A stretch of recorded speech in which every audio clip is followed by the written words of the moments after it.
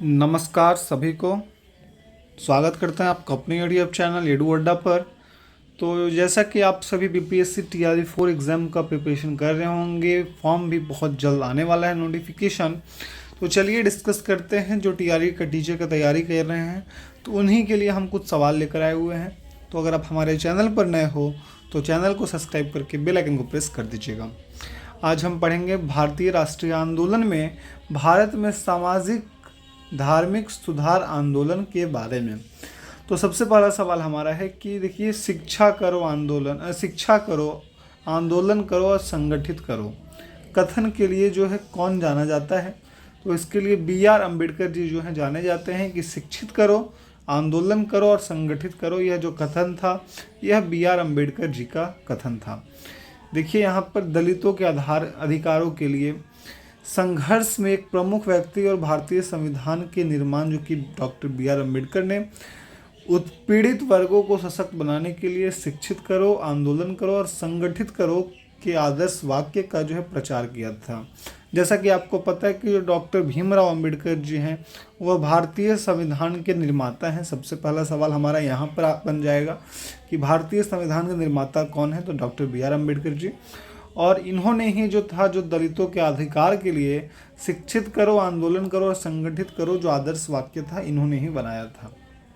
अब चलिए देखते हैं डॉक्टर बी.आर. अम्बेडकर के बारे में कुछ जान लेते हैं। तो यहाँ पर डॉक्टर बी.आर. अम्बेडकर का जन्म है 14 अप्रैल 1891 को मध्य प्रांत यानी कि वर्तमान में मध्य प्रदेश के महू में हुआ था, जिसे अब आधिकारिक तौर पर डॉक्टर अम्बेडकर नगर के नाम से भी जाना जाता है। अब चलिए जानते हैं कि जो डॉक्टर भीमराव रामजी अम्बेडकर इनका पूरा नाम था, यह एक महान विधिवेता, अर्थशास्त्री और समाज सुधारक थे। वह दलित वर्ग के नेता थे और उन्होंने दलित वर्गों के बीच जो है शिक्षा को बढ़ावा देने के लिए काम किया था। उन्होंने दलितों के उत्थान और समाज में उनके अधिकारों के साथ साथ महिलाओं के समान अधिकारों के लिए लड़ाई भी लड़ी थी।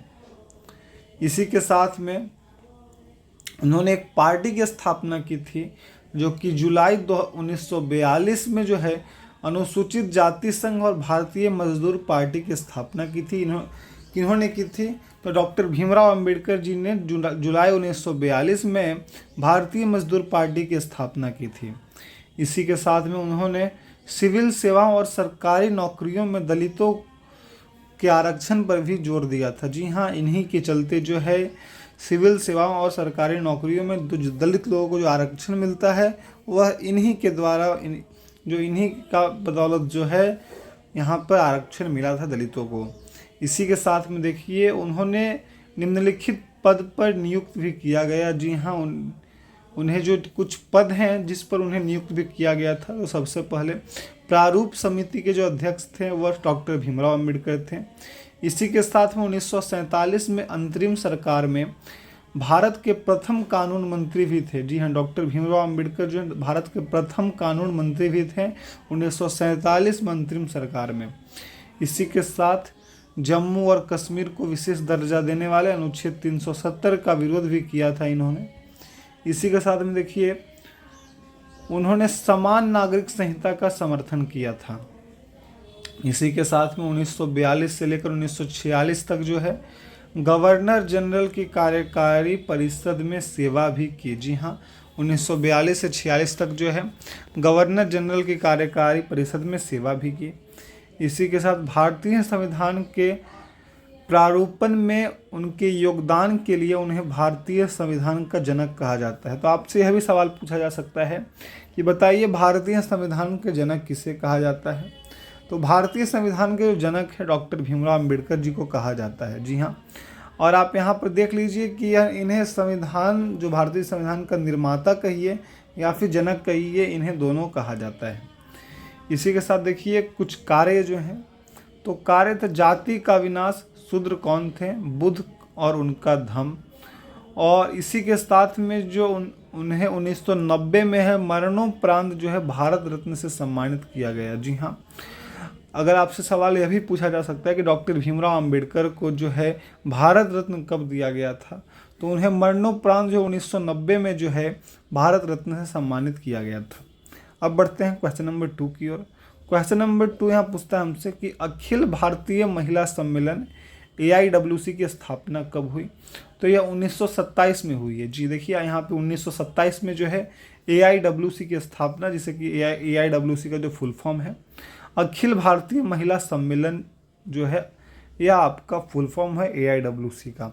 इसी के साथ कुछ इंपॉर्टेंट नोट्स यहाँ पर देख लीजिए कि अखिल भारतीय महिला सम्मेलन की स्थापना जो 1927 में मार्गरेट कजिन्स के द्वारा जो है भारत में महिलाओं की शिक्षा, कानूनी अधिकारों और सामाजिक स्थिति में सुधार लाने के लक्ष्य के साथ जो है की गई थी। अब चलिए जानते हैं क्वेश्चन नंबर 3 की ओर। क्वेश्चन नंबर 3 यहाँ पूछता है कि दयानंद सरस्वती ने किस आंदोलन की स्थापना की थी। तो जो दयानंद सरस्वती ने आर्य समाज की स्थापना की थी। जी हाँ, आर्य समाज आंदोलन की जो है स्थापना दयानंद सरस्वती जी ने की थी। अब चलिए जानते हैं दयानंद सरस्वती के बारे में यहाँ पे कुछ। तो आर्य समाज की स्थापना जो है दयानंद ने की थी 1875 में बम्बई में की थी। कहाँ की थी? तो बम्बई में की थी। और इसका मुख्यालय 1877 में लाहौर में स्थापित किया गया था। जी हाँ, लाहौर में जो है 1877 में स्थापित किया गया था। और इसने वेदों की अचूकता पर जोर दिया, जबकि बाद में हिंदू ग्रंथों को जो है खारिज कर दिया गया। आर्य समाजियों ने विवाह और मृत्यु से संबंधित अनुष्ठानों जैसे कुछ रूढ़िवादी प्रथाओं को सरल बनाया। जी, इसी के साथ में दयानंद सरस्वती ने आर्य समाजियों के लिए नियम और कानून निर्धारित किए। जी हाँ, दयानंद सरस्वती ने आर्य समाजियों के लिए नियम और कानून जो है निर्धारित किए हैं। और उन्होंने बहुदेववाद अर्थात अनेक देवताओं में विश्वास, धार्मिक अंधविश्वास और ब्राह्मणों की सर्वोच्चता की निंदा की है। इसी के साथ आर्य समाज ने 1920 के दशक में स्वामी श्रद्धानंद के नेतृत्व में शुद्धि आंदोलन शुरू किया, जिसका उद्देश्य उन सभी हिंदुओं का पुनः धर्म परिवर्तन करना था जिन्होंने इस्लाम या ईसाई धर्म को अपना लिया था। इसी के साथ आगे बढ़ते हैं। और इस आंदोलन से लाला हंसराज, पंडित गुरुदत्त और लाला लाजपत राय जैसे प्रतिष्ठित नेता जो हैं पैदा हुए इसी आंदोलन से।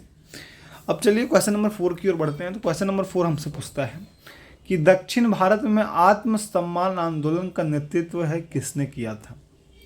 तो दक्षिण भारत में आत्मसम्मान आंदोलन का जो नेतृत्व है वो ईवी रामास्वामी नायकर जी ने किया था। ईवी रामास्वामी नायकर जी ने किया था। अगर आपसे सवाल पूछा जाएगा कि दक्षिण भारत में आत्मसम्मान आंदोलन का नेतृत्व किसने किया था, तो आपके पास 4 ऑप्शन होंगे।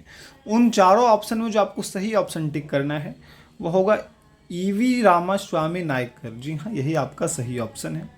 इसी के साथ कुछ नोट्स देख लीजिए कि आत्मसम्मान आंदोलन एक गतिशील सामाजिक आंदोलन था जिसका उद्देश्य जो है समकालीन हिंदू सामाजिक व्यवस्था को पूरी तरह से नष्ट करना और एक नई व्यवस्था का निर्माण करना था। इसी के साथ में स्वाभिमान आंदोलन 1925 में तमिलनाडु में ईवी रामास्वामी जो नायकर द्वारा जो है शुरू किया गया था। स्वाभिमान आंदोलन 1925 में कब किया गया था? तो 1925 में शुरू किया गया था। और कहाँ किया गया था? तो तमिलनाडु में शुरू किया गया। और किसके द्वारा? तो ईवी रामास्वामी नायकर जी के द्वारा जो है यह शुरू किया गया था। इसी के साथ देखिए यहाँ पर कि ईरोड वेंकट रामासामी का जन्म जो है 17 सितंबर को हुआ था 1879 को। ईरोड में एक कन्नड़ बलीजा व्यापारी परिवार में हुआ था। इनका जो जन्म है एक कन्नड़ बलीजा व्यापारी परिवार में हुआ था।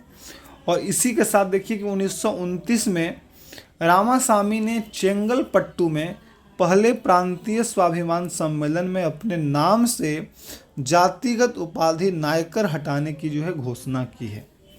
इसी के साथ अगले सवाल की ओर बढ़ते हैं। अगला सवाल देखिए, 5वां नंबर सवाल है हमारा कि 19वीं सदी में भारत में सामाजिक धार्मिक सुधार आंदोलनों को मुख्य रूप से किस विचारधारा से प्रभावित किया। तो किस विचारधारा ने यहाँ पर प्रभावित किया? तो तर्कवाद जो विचारधारा है वही प्रभावित किया था भारत में सामाजिक धार्मिक सुधार आंदोलन को। अब चलिए कुछ नोट्स जो कि इम्पोर्टेंट है यह देख लेते हैं। तो धार्मिक सार्वभौमिकता और मानवतावाद के साथ साथ बुद्धिवाद सामाजिक धार्मिक सुधार आंदोलनों को वैचारिक रीढ़ थे। जी हाँ, राजा राम मोहन राय जैसे सुधारकों ने पारंपरिक प्रथाओं और सामाजिक मुद्दों को संबोधित करने के लिए तर्क संगत दृष्टिकोण का उपयोग किया था। इसी के साथ अगले सवाल की ओर बढ़ते हैं। अगला सवाल है कि जन्म के तुरंत बाद जो है कन्या शिशुओं को मारने की प्रथा जो है किस समुदाय में प्रचलित थी। तो जन्म के तुरंत बाद जो कन्या शिशु को जो मारने की प्रथा थी वह किस समुदाय में प्रचलित थी। तो वह समुदाय था उच्च जाति बंगाली और राजपूत समुदाय में जो है यह प्रचलित थी। इसी के साथ कुछ नोट्स देखिए कि कन्या भ्रूण हत्या विशेष रूप से उच्च जाति में बंगालियों और राजपूतों में प्रचलित थी, जो महिलाओं को आर्थिक बोझ मानते थे। तो उन्हें जो भ्रूण हत्या उनका क्यों किया जाता था, क्योंकि जो पहले जो था जो उच्च जाति के बंगालियों और राजपूतों में जो है महिलाओं को आर्थिक बोझ माना जाता था। ऐसा नहीं है, हर जगह पर महिलाओं को पहले आर्थिक बोझ माना जाता था, इसलिए जो है भ्रूण हत्या कर दिया जाता था। अभी के समय में तो कानून भी पास हो गया है भ्रूण हत्या को लेकर। इसी के साथ देखिए कि 1795 और 1804 में ब्रिटिश नियमों ने शिशु हत्या को अवैध और हत्या के बराबर घोषित कर दिया है। देखिए 1795 से लेकर 1804 में जो है ब्रिटिश नियमों ने शिशु हत्या को अवैध और हत्या के बराबर घोषित कर दिया है। अब चलिए अगले सवाल की ओर बढ़ते हैं। अगला सवाल है हमारा कि ब्रह्म समाज की स्थापना किसने की। तो ब्रह्म समाज की जो स्थापना है वह राजा राम मोहन राय के द्वारा किया गया था। ब्रह्म समाज की स्थापना देखिए, जैसा कि मैंने आपको बताया आर्य समाज की स्थापना को लेकर, तो आर्य समाज की स्थापना जो है दयानंद सरस्वती ने की थी। और इसी के साथ ब्रह्म समाज की स्थापना जो है वह राजा राम मोहन राय के द्वारा किया गया था। ब्रह्म समाज की स्थापना राजा राम मोहन राय के द्वारा किया गया था। इसी से जुड़े कुछ नोट्स देखते हैं कि राजा राम मोहन राय ने 1828 में ब्रह्म सभा की स्थापना की थी। जी हाँ, राजा राम मोहन ने कब की थी, तो 1828 में की थी और ब्रह्म समाज की स्थापना की थी, जिसके बाद नाम बदलकर ब्रह्म समाज कर दिया गया। देखिए यहाँ पर एक टॉपिक है, जो लाइन है, पहले इसका नाम था ब्रह्म सभा। जब स्थापना किया गया था 1828 में, तब इसका नाम था ब्रह्म सभा। उसके बाद इसका नाम बदलकर ब्रह्म समाज कर दिया गया था। इसी के साथ में इसका अगर हम मुख्य उद्देश्य जानें कि क्या था आखिर मुख्य उद्देश्य समाज का स्थापना करने का, तो इसका जो मुख्य उद्देश्य था शाश्वत ईश्वर की पूजा करना था। शाश्वत ईश्वर की पूजा करना, यह पुरोहिताई अनुष्ठानों और बलिदानों के विरुद्ध था। इसी के साथ में यह जो है प्रार्थना, ध्यान और धर्म ग्रंथों के पठन पर केंद्रित था और यह सभी धर्मों की एकता में विश्वास रखता था। सभी धर्मों की एकता में जो है विश्वास रखता था। इसी के साथ में यह आधुनिक भारत में पहला बौद्धिक सुधार आंदोलन था। इसने भारत में बुद्धिवाद और ज्ञानोदय को जन्म दिया, जिसने अप्रत्यक्ष रूप से राष्ट्रवादी आंदोलन में जो है योगदान दिया। इसी के साथ में यह आधुनिक भारत के सभी सामाजिक, धार्मिक और राजनीतिक आंदोलनों का अग्रदूत था। अब देखिए कि 1866 में यह दो भागों में विभाजित हो गया, अर्थात केशव चंद्र सेन के नेतृत्व में भारतीय ब्रह्म समाज और देवेंद्र नाथ टैगोर के नेतृत्व में आदि ब्रह्म समाज। जी हाँ, इसी के साथ हम प्रमुख नेता की बात कर लेते हैं।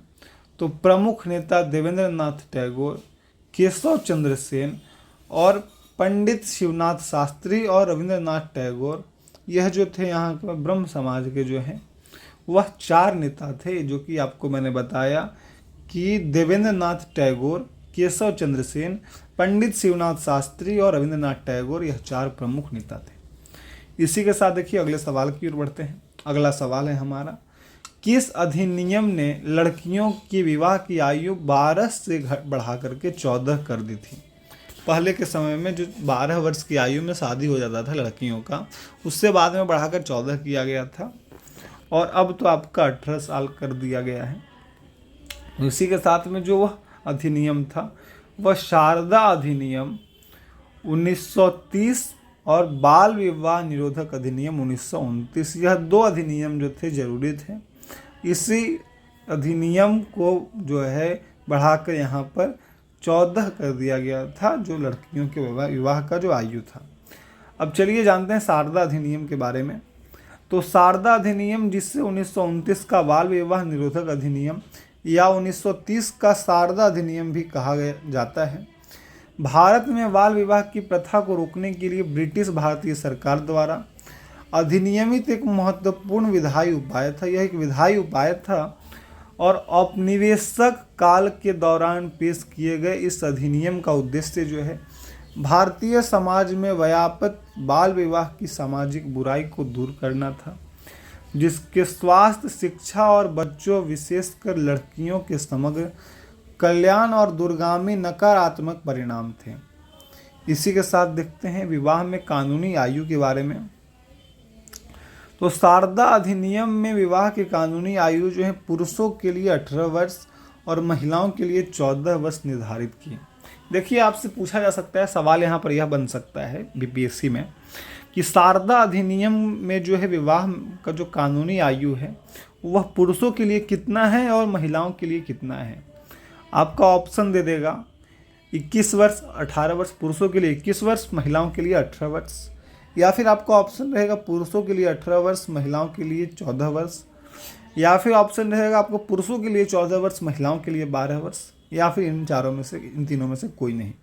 ये ऐसा आपके पास कुल 4 से 5 ऑप्शन होंगे। तो इसी में जो आपका सही ऑप्शन होगा वह होगा पुरुषों के लिए 18 वर्ष और महिलाओं के लिए 14 वर्ष निर्धारित की गई है शारदा अधिनियम में। अब जिससे इस आयु में कम आयु के व्यक्तियों का जो विवाह करना अवैध हो गया। इस अधिनियम का उद्देश्य जो है नाबालिग को, विशेष रूप से युवा लड़कियों को कम उम्र में विवाह के लिए मजबूर होने से बचाना था, जिसके परिणाम स्वरूप अक्सर कम उम्र में गर्भधारण, मातृ मृत्यु और शिक्षा और व्यक्तिगत विकास के सीमित अवसर होते थे। इसी के साथ देखिए यहाँ पे कि दंड और प्रवर्तन। इस अधिनियम ने बाल विवाह कराने वाले व्यक्तियों पर दंड लगाया, जिसमें माता पिता, अभिभावक और यहाँ तक कि स्वयं व्यक्ति भी शामिल है। अधिनियम के प्रावधानों का उल्लंघन करने पर अपराधियों को जुर्माना और कारावास का सामना करना पड़ सकता है। इसके अलावा अधिनियम ने अदालतों को बाल विवाह को रद्द करने और इसमें शामिल नाबालिगों के अधिकारों और कल्याण की रक्षा के लिए आवश्यक उपाय करने का अधिकार दिया। इसी के साथ देखिए सामाजिक प्रभाव को लेकर, शारदा अधिनियम के लागू होने से बाल विवाह के प्रति सामाजिक दृष्टिकोण में महत्वपूर्ण बदलाव आया। इसने सदियों पुरानी रीति रिवाजों और परंपराओं को चुनौती दी कि इस प्रथा को जो बढ़ावा देती थी और बच्चों के अधिकारों और कल्याण को सुनिश्चित करने के महत्व पर जोर देती थी। शुरू में रूढ़िवादी हलकों से प्रतिरोध का सामना करने के बावजूद इस अधिनियम ने धीरे धीरे व्यक्ति और पूरे समाज पर बाल विवाह के हानिकारक प्रभावों के बारे में जागरूकता बढ़ाने में योगदान दिया। अब इसी के साथ कुछ निरंतर चुनौतियां भी हैं, उस पर बात कर लेते हैं। तो जो निरंतर चुनौतियां इस तरह से कि विधायी उपायों के बावजूद भारत के कुछ हिस्सों में बाल विवाह जारी है, जो गरीबी, शिक्षा की कमी और गहरी जड़ें जमाए हुए सांस्कृतिक विश्वासों जैसे कारकों से प्रेरित हैं, और इस प्रथा को खत्म करने के प्रयासों के लिए सामाजिक, आर्थिक और शैक्षिक असमानताओं को संबोधित करने वाली व्यापक रणनीतियों के साथ साथ मौजूदा कानून के सख्त क्रियान्वयन की आवश्यकता है। इसी के साथ में देखिए शारदा अधिनियम का नाम जो है समाज सुधारक और केंद्रीय विधानसभा में के सदस्य जो है हरबिलास शारदा के नाम पर रखा गया। आपसे पूछा जा सकता है, सवाल यह बन सकता है यहाँ पर कि शारदा अधिनियम का नाम कैसे पड़ा। तो जो शारदा अधिनियम का नाम है वह समाज सुधारक और केंद्रीय विधानसभा के सदस्य जो हैं हरबिलास शारदा के नाम पर रखा गया, जिन्होंने इस कानून की वकालत करने में महत्वपूर्ण भूमिका निभाई थी। इसी के साथ में देखिए इस अधिनियम में 1978 में संशोधन करके लड़कियों के लिए विवाह जो है कानूनी आयु जो है 14 वर्ष से बढ़ाकर 18 वर्ष कर दी गई, जो कि पुरुषों के लिए निर्धारित आयु के बराबर है। और इस संशोधन का उद्देश्य नाबालिगों की कम उम्र में शादी के खिलाफ जो है सुरक्षा को और मजबूत करना था। अब देखिए, कानूनी प्रावधानों के बावजूद जो है भारत के कुछ राज्यों और ग्रामीण क्षेत्रों में बाल विवाह अभी भी प्रचलित है, जिससे अंतर्निहित सामाजिक आर्थिक कारकों को दूर करने और लैंगिक समानता और शिक्षा को बढ़ावा देने के लिए निरंतर प्रयासों की आवश्यकता पर प्रकाश पड़ता है। इसी के साथ में विभिन्न सरकारी और गैर सरकारी संगठन जागरूकता अभियान, वकालत और सामुदायिक सहभागिता पहल के माध्यम से बाल विवाह की रोकथाम की दिशा में काम करना जारी रखे हुए हैं। और इसका उद्देश्य जो है बाल विवाह की प्रति दृष्टिकोण और व्यवहार में बदलाव लाना है। अब चलिए अगले सवाल की ओर बढ़ते हैं, क्वेश्चन नंबर 9 की ओर। तो क्वेश्चन नंबर 9 हमसे पूछता है कि सती प्रथा को समाप्त करने के लिए कौन सा अधिनियम लागू किया गया। तो देखिए, सती प्रथा को समाप्त करने के लिए जो अधिनियम लागू किया गया था वह था बंगाल अधिनियम 17। 1829 में लाया गया था यह अधिनियम। इसी के साथ में कुछ नोट्स देख लेते हैं। जैसा कि आपको पता है, मैंने अभी डिस्कस किया कि राजा राम मोहन राय एक प्रसिद्ध विद्वान और स्वतंत्र विचारक थे, जिन्होंने ब्रह्म समाज की स्थापना की थी। इसी के साथ में उन्हें आधुनिक भारत के जनक और बंगाल पुनः जागरण के जनक के भी रूप में जाना जाता है। वह एक अधिवक्ता, धार्मिक और सामाजिक सुधारक थे। वह संस्कृत, फारसी और कई अन्य भारतीय और यूरोपीय भाषाओं में पारंगत थे। इसी के साथ में राजा राम मोहन राय ने के प्रयासों से सती प्रथा के खिलाफ सरकारी कार्रवाई हुई और जिसकी परिणति governor general doctor Lord William Bentinck के द्वारा 1829 के बंगाल रेगुलेशन 17 के रूप में हुई, जिसने सती प्रथा को दंडनीय अपराध बना दिया। अब चलिए देखिए यहाँ पर कि यह देश में पश्चिमी शिक्षा का ज्ञान फैलाने और महिलाओं के लिए अधिक स्वतंत्रता और समानता लाने के इच्छुक थे। इसी के साथ में उन्होंने लिखा है कि किस तरह महिलाओं को घरेलू कामकाज का बोझ उठाने के लिए मजबूर किया जाता है, उन्हें घर और रसोई तक ही सीमित रखा जाता है तथा उन्हें बाहर निकलकर शिक्षा प्राप्त करने की अनुमति भी नहीं थी। तो इसमें हमने पढ़ा जो है कि राजा राम मोहन राय के द्वारा यहाँ पर किया गया था, जो है सरकारी कार्रवाई हुई थी सती प्रथा के खिलाफ में। और यह कब किया गया था? तो 1829 के बंगाल रेगुलेशन 17 के रूप में हुआ था, और जो कि doctor general Lord William Bentinck के द्वारा यह हुआ था, और जिसके जो है सती प्रथा को वो दंडनीय अपराध बना दिया गया इस नियम के रूप में। अब चलिए अगला सवाल क्वेश्चन नंबर 10 की ओर देखते हैं। तो क्वेश्चन नंबर 10 पूछता है कि भारत में विधवा पुनर्विवाह आंदोलन का अग्रदूत किसे कहा जाता है। तो ईश्वर चंद्र विद्यासागर को जो है भारत में विधवा पुनर्विवाह आंदोलन का जो है अग्रदूत कहा जाता है। चलिए नोट्स कुछ देख लेते हैं इंपॉर्टेंट। ईश्वर चंद्र विद्यासागर ने बहु विवाह और बाल विवाह के खिलाफ जो है जोरदार विरोध जताया और विधवा पुनर्विवाह और महिला शिक्षा की वकालत की। इसी के साथ में उनके योगदान के कारण जो है 1856 में विधवा पुनर्विवाह अधिनियम पारित हुआ, जिससे विधवाओं का विवाह जो है वैध हो गया। और उस समय जो लॉर्ड कैनिंग थे वह भारत के गवर्नर जनरल थे। तो आपसे सवाल किया जा सकता है कि जब विधवा पुनर्विवाह अधिनियम पारित हुआ तो उस समय भारत के लॉर्ड जनरल कौन थे? तो लॉर्ड थे कैनिंग। यहाँ देखिए, लॉर्ड कैनिंग जो थे भारत के गवर्नर जनरल थे। इसी के साथ में जो विधवाओं का जो विवाह है वह वैध हो गया था कि दोबारा जो है विधवा का विवाह हो सकता है। यह 1856 के बाद यह पारित हुआ। इसी के साथ में हालांकि विधवा पुनर्विवाह निम्न जातियों के लोगों में जो है सामान्य था। इसी के साथ 19वीं शताब्दी के दौरान यह अधिनियम जो है भारतीय समाज के सामाजिक सुधारक में एक मील का पत्थर था। मील का पत्थर जो यह साबित हुआ था।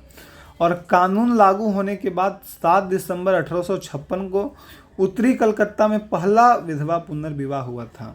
कानून लागू होने के बाद जो है 7 दिसंबर 1856 को है उत्तरी कलकत्ता में जो है पहला पुनर्विवाह जो है यह हुआ था, जो कि विधवा पुनर्विवाह हुआ था। तो हमने टोटल जो है 10 सवाल यहाँ पे डिस्कस किए और बहुत ही डीपली तरीके से हमने आपको यहाँ पर जो इम्पोर्टेंट सवाल हैं भारत में सामाजिक धार्मिक सुधार आंदोलन को लेकर ये हमने डिस्कस किया। तो अगर आपको यह सारे सवाल अच्छे लगे होंगे कि हाँ बीपीएससी में यह सवाल जो है इम्पॉर्टेंट है, तो अगर आपको ये सारे सवाल अच्छे लगें तो हमारे चैनल को सब्सक्राइब करने के साथ साथ बेल आइकन को प्रेस कर दीजिएगा। इसी के साथ में अगर आपको कुछ भी डाउट्स हो बीपीएससी से रिलेटेड, चाहे आपका बीपीएससी हो गया, यूपीपीएससी से रिलेटेड या फिर किसी भी चीज़ को लेकर आपको डाउट हो, तो आप हमारे कमेंट सेक्शन में हमें कमेंट कीजिए, अपने डाउट्स को शेयर कीजिए। हम आपको उसका जो है निष्कर्ष निकालेंगे।